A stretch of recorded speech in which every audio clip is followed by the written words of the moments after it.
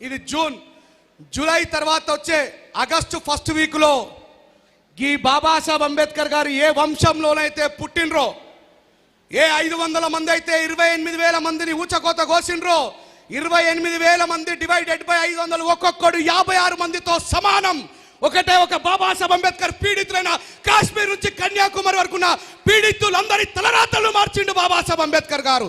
అదే డిఎన్ఏ మన ఒంట్లో కూడా ఉంది. కానీ మనం మనువాదం అనేటువంటి మత్తులో ఉన్నాం.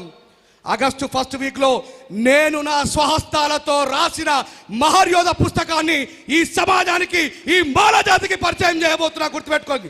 అందుకే బాబాసాహెబ్ చెప్పిండు, సింహాల చరిత్ర సింహాలే రాసుకోవాలా, లేకపోతే వేటగాడు చెప్పే బుర్ర కథనే చరిత్ర అవుతుందని చెప్పి ఈ సందర్భంగా స్టేజ్ మీద ఉన్న మా నరేష్ మామకు కూడా మీ అందరి ముందర ఒక సవాల్ విసురుతా ఉన్నా. గీడ వచ్చి నిలబడు నువ్వు.